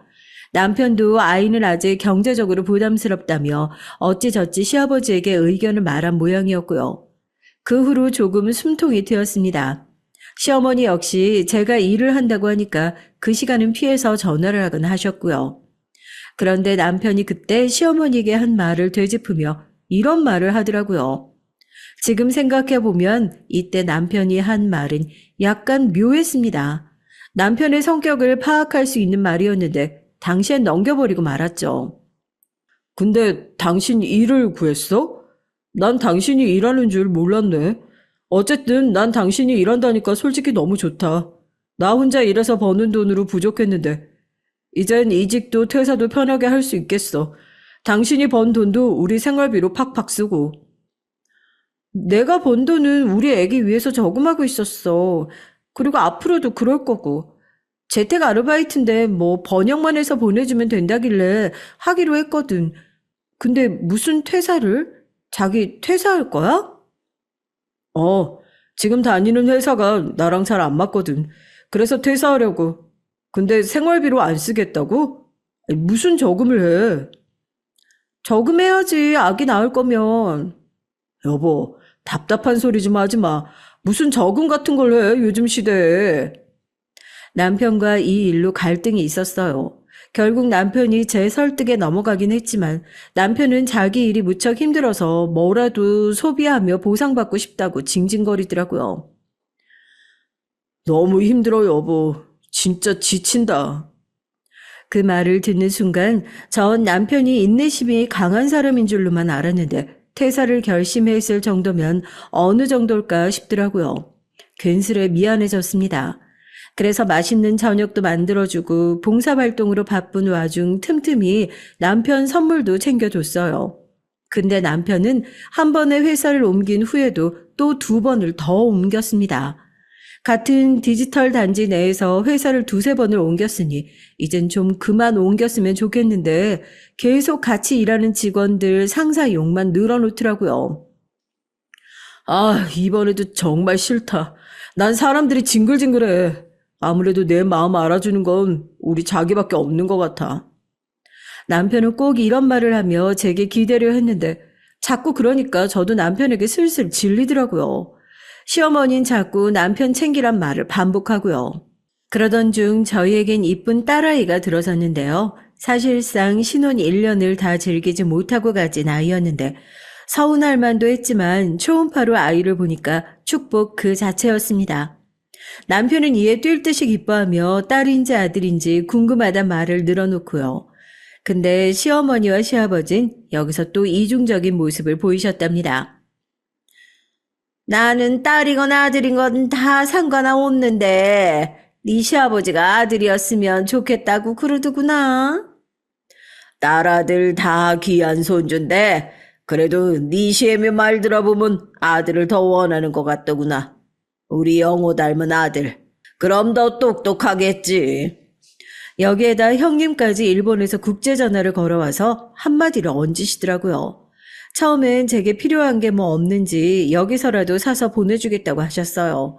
근데 그럴 필요 없다고 이미 친정과 친구들에게서 많이 받았다고 하자 화제를 다른 곳으로 옮겨서 우리 엄마 아빠 말이야 요즘 나이 드신 게 부쩍 느껴지시더라. 올케가 임신해서 힘들긴 하겠지만 잘 챙겨줘 부탁할게 라고 말하더라고요.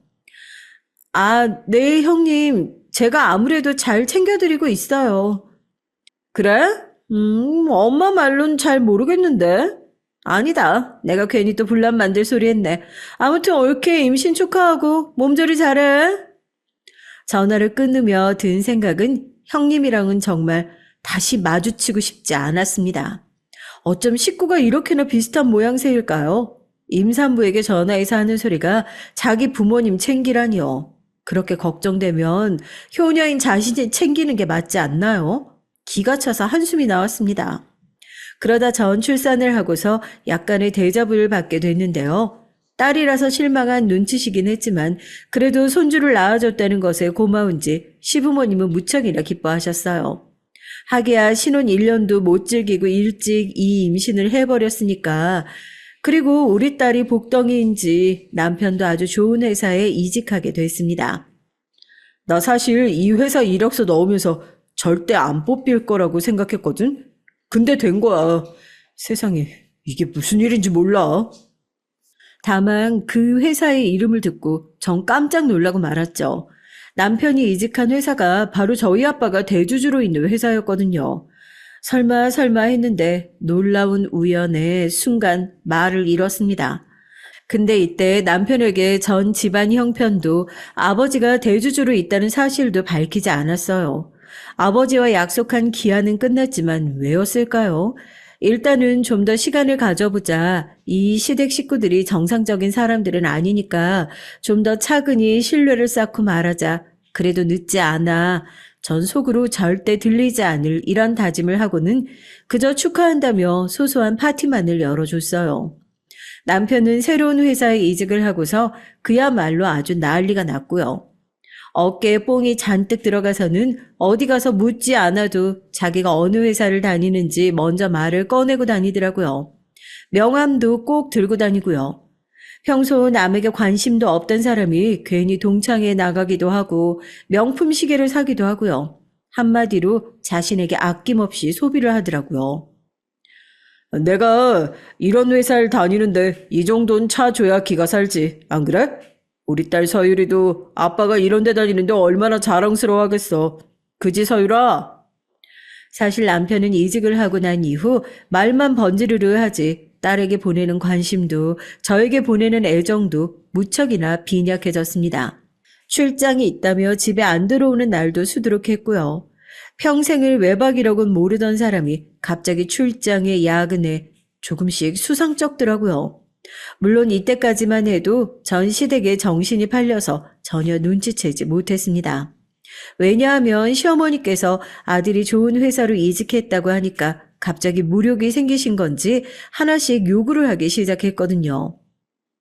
내 친구는 며느리한테 백화점 상품권을 선물로 받았댄다.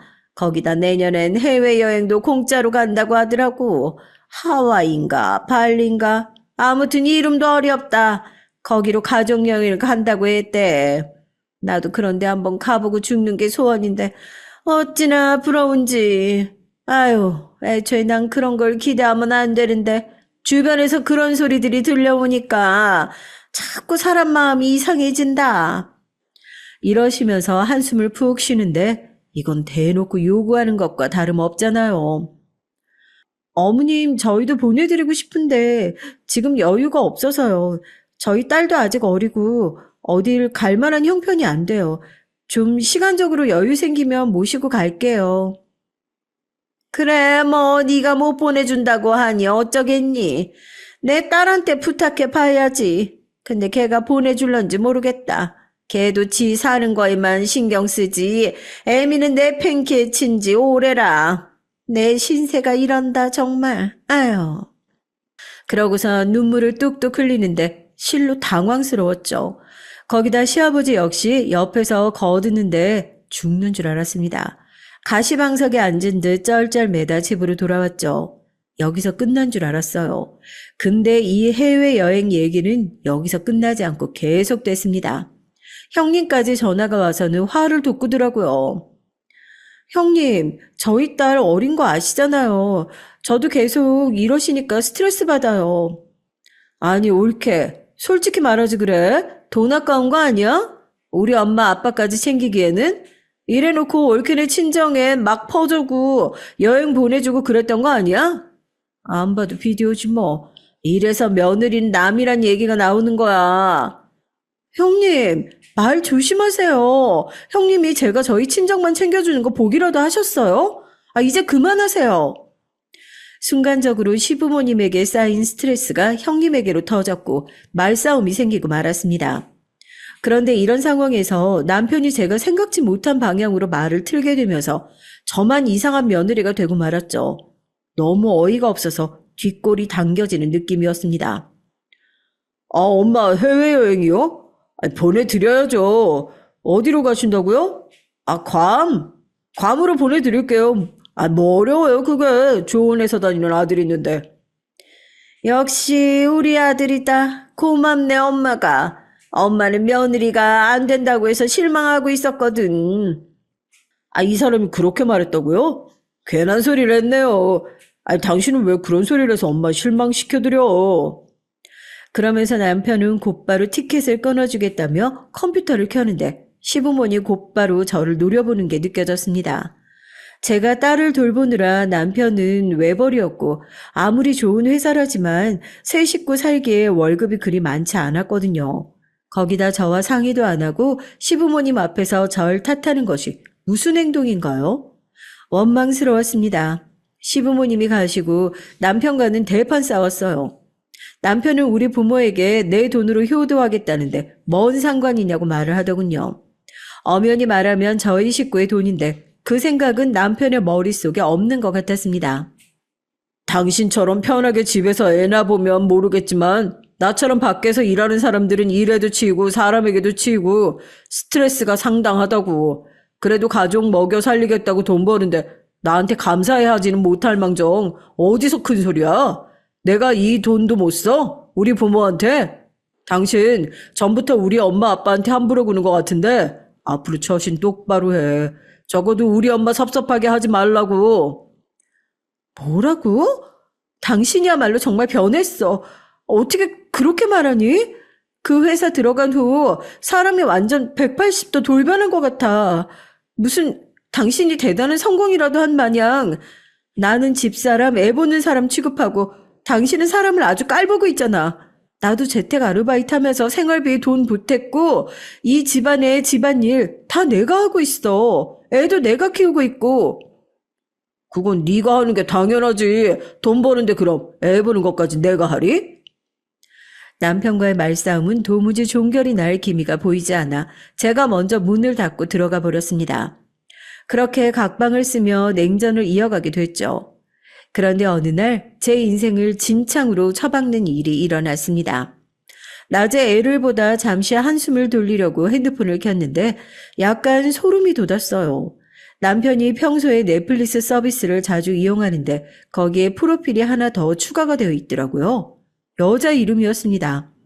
들어가 보니 어쩐지 여자가 볼 법한 컨텐츠들이 압도적으로 많았고요. 거기다 최근 잦은 출장의 외박까지 여자의 촉이랄까요? 느낌이 쎄하더라고요. 자기야, 나 말하고 싶은 게 있는데 혹시 시간 돼? 어느 날은 그냥 단도직입적으로 묻기로 했어요. 전 이 사람의 표정만 봐도 알 수 있을 거라 생각했거든요. 뭔데? 빨리 말해. 나 게임해야 돼. 절 보지도 않고 그저 핸드폰에 빠져 있는 남편. 전 그런 남편에게 바람피냐고 물었습니다. 그러자 남편이 갑자기 핸드폰을 손에서 픽 떨구더니 벌컥 화를 내기 시작하더라고요. 아니 그게 무슨 소린데 바람이라니. 당신 날 그 정도 인간으로밖에 안 봤어? 아 참 황당하네 정말. 이젠 의부증까지 걸렸냐? 나 바람 좀 쐬고 올게. 부부 사이를 이렇게 신뢰하지 못하는 당신이랑은 한마디도 못 썼겠다. 이젠 치가 떨려 너란 인간한테. 차라리 이럴 거면 이혼하는 게 낫겠다. 그러고 남편은 차키를 들고 나가버렸습니다. 그 순간 느껴지는 게 있었죠. 남편은 저에게 거짓말을 하고 있었습니다. 속이 부글부글 끓더군요. 냉수로 속을 가라앉힌 후에야 전 남편의 컴퓨터 앞에 앉아 미리 봐둔 잠금 장치를 풀어 이메일 내역 등을 뒤지기 시작했어요. 남편은 치밀한 사람이 아니었기에 분명 있을 거라고 생각했습니다. 그러면서도 사람 마음이 우스운 게 내심 제발 아니라고 모든 게 오해일 거라고 기도하고 있었습니다. 아주 오래된 이메일 내역엔 저희가 서로 사랑을 속삭이던 시절의 내용도 있었거든요. 자기야 사랑해, 내가 더 사랑해, 오늘도 너무 보고 싶다. 애틋한 내용의 대화들이 잔뜩 쓰여 있는데 미칠 것만 같았습니다. 그리고 전 기대와 달리 발견하고야 말았어요. 남편과 회사 부사장으로 보이는 여자, 즉 상간녀와의 대화 내용을요. 얼핏 보면 일적인 내용을 주고받는 것 같아 보였지만 아니었습니다. 영호 씨, 이번 프로젝트 아주 잘 해냈던데요? 사장님 볼 면목이 나겠어요, 영호 씨 덕분에. 영호 씨의 섬세함이 좋은 결과를 이끌어냈네요. 회식 자리 만들게요, 조만간. 그리고 우리 갔던 호텔 와인바에 새로운 와인 들어왔대요. 같이 가요. 단둘이서만. 기대하고 있을게요. 일적인 얘기로 시작해서 단 둘이서만 와인바에 가서 술을 먹는다는 소리. 솔직히 마음 같아선 그때 감정이 생각나 처먹는다라고 표현하고 싶네요. 게다가 이건 시작일 뿐이었습니다. 제가 미행해본 상간이와 남편의 광경은 가관도 아니었으니까요. 전 그때까지만 해도 단둘이 그저 어떤 좋은 감정을 가지고 서로 알아가는 관계 정도로만 생각했어요. 근데 와인을 들이킨 두 사람이 나란히 키를 가지고 객실로 올라가더라고요. 거기서 무슨 일이 벌어질진 안 봐도 뻔했죠. 첫 번째 미행을 끝나고 돌아오는 길엔 친정언니에게 전화할 생각도 못하고 그저 엉엉 울었어요. 그러다 두 번째 더 끔찍한 일이 일어났을 땐 제가 상간녀와 남편의 뺨을 날려버리게 됐죠. 잠든 딸아이를 안고 호수공원 산책을 하고 있던 중 어디서 낯익은 실루엣이 보이더라고요. 설마 했지만 가까이서 보니 남편과 상간녀였습니다. 전 그대로 다가가서 상간녀의 어깨를 돌려 세웠고 둔탁한 소리가 나게 뺨을 쳐버렸어요. 어머, 지금 뭐 하는 짓이에요? 당신 영호 씨 와이프잖아. 근데 여기서 당황해야 할 남편이 그러더라고요. 여보, 지금 뭘 오해하고 있는지 모르겠지만 당신 아주 큰 실수한 거야. 이분 우리 회사 부사장님이라고. 얼른 무릎 꿇고 빌어. 부사장님 죄송합니다. 저희 와이프가 뭔가 오해를 한 것 같아요. 당신 진짜 교양머리학교 왜 그러냐 진짜. 여기서 제가 한 번 더 폭발했습니다. 상간녀는 여기에 뺨을 부여잡곤 멘트를 그대로 받아주더라고요. 그래요.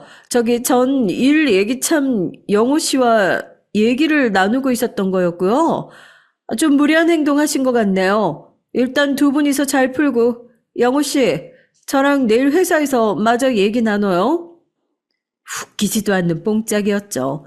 전 더 이상 괄시할 수가 없어 핸드폰으로 이메일 내용을 캡처해둔 것을 두 년놈들에게 보여줬습니다. 남편과 상간녀의 표정은 볼만했죠. 저기 여보 있잖아.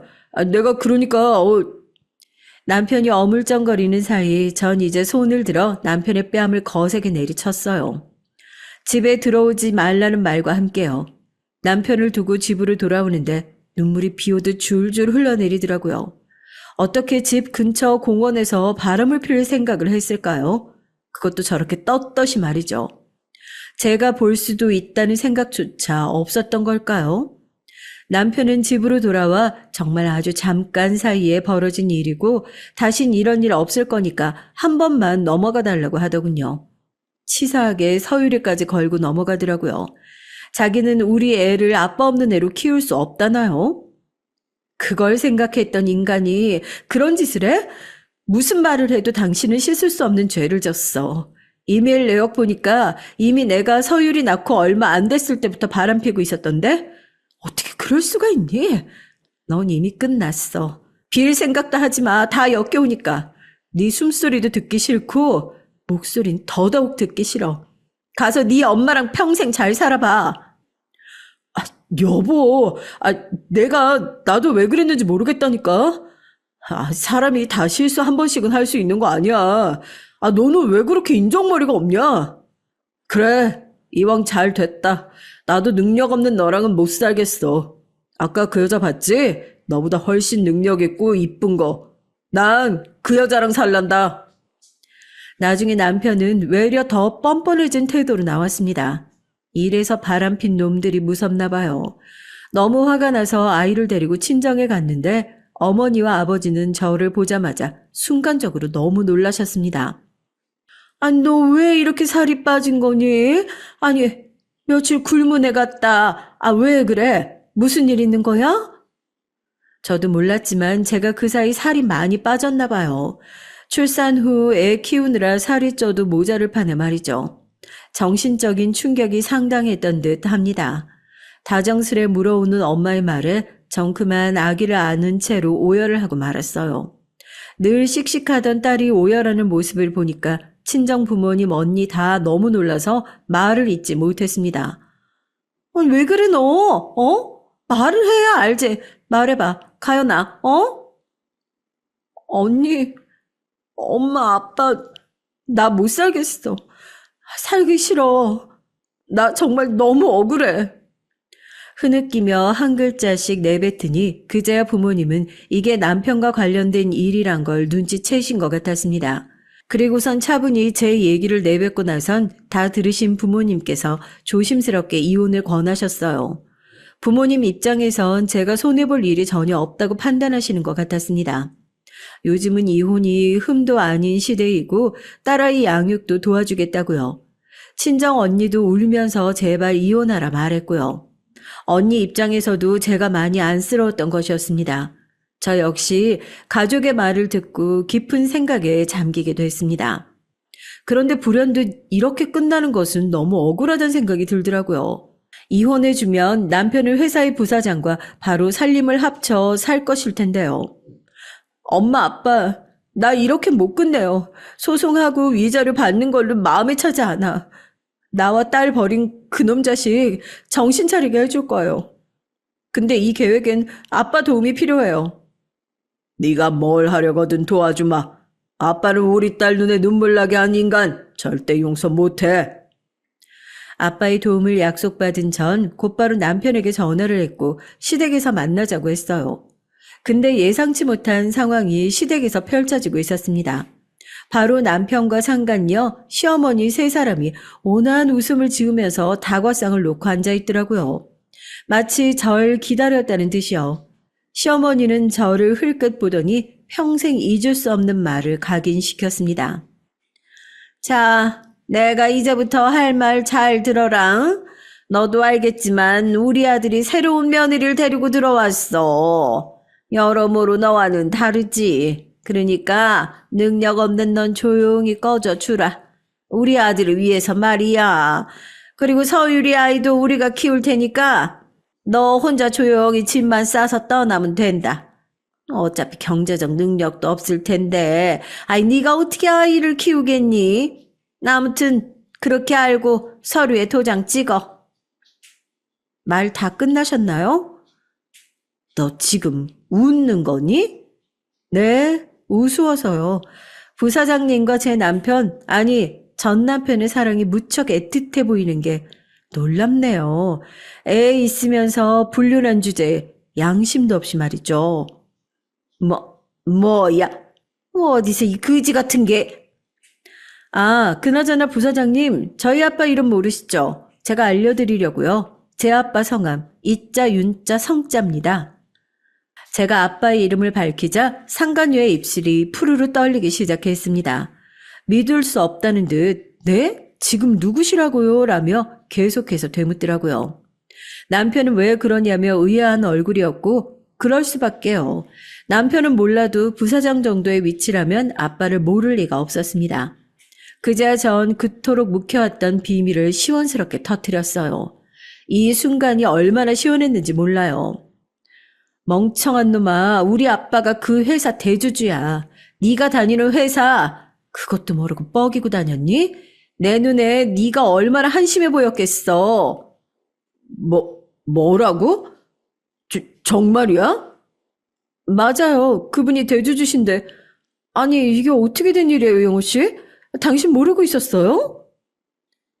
나야 당연히 몰랐지. 내가 알았으면 바람을 폈겠어. 아니 그 말이 아니고. 당황한 남편에게선 아무 말이나 막 튀어나왔고 전 상간녀의 얼굴이 찡그려지는 걸 보곤 고소하다는 듯 웃었습니다. 사실 아빠의 이름을 이렇게 쓰게 될 날이 올 줄은 몰랐는데 씁쓸하기도 하고 속이 시원하기도 하고 그랬네요. 시어머니는 분위기를 살피더니 급격히 제 손을 붙잡더라고요. 하지만 아가야라는 말 외엔 본인도 할 말이 없었는지 입술을 옴짝달싹 못하더라고요. 상간녀까지 모셔놓고 조용히 꺼지라는 말을 뱉었으니 무슨 염치로 그럴 수 있었겠어요. 전 웃으며 가방을 챙겼습니다. 그리고 앞으로 이혼 문제는 선임한 변호사와 상의하라면서 나왔고요. 위자료를 아주 많이 받을 수는 없겠지만 어차피 돈은 그리 중요하지 않았습니다. 제 딸만 데려올 수 있다면요. 그걸로 만족이었으니까요. 그리고 무엇보다 시원하게 나름의 복수도 했으니 친정 가족들도 기뻐했습니다. 물론 제 마음이 다 아물기까지는 많이 걱정하시는데 이런저런 방면으로 걱정도 많이 하셨지만 오히려 이런 시간을 거치며 가족들과 사이가 더 굳건해진 것 같았답니다. 여기까지가 제 사연이에요. 다른 사람들처럼 조리 있게 잘 쓰고 싶었는데 제 얘기가 잘 전달이 됐을지 모르겠네요. 일단 허심탄회하게 글을 쓰고 나니까 전 가슴 위에 짐을 덜어낸 듯 좋아요. 여러분들도 끝까지 들어주셔서 감사합니다. 저희 딸과 저 앞으로 꽃길만 걸으며 앞으로도 당당한 생활 이어나갈게요. 그리고 참고로 제 전남편이 된 그이는 부사장과 재결합에 실패했다고 들었고 저희 아빠가 주주로 계신 회사에서도 쫓겨났어요. 그저 그런 회사를 전전하고 있다고 하네요. 나쁜 놈에게 걸맞은 결말이죠. 이런 말 어떻게 들리실진 모르겠지만 저는 평생 그놈이 행복하지 않길 바랍니다. 사랑하는 딸아이를 두고 뻔뻔하게 바람핀 놈, 그놈의 어머니 모두 다요.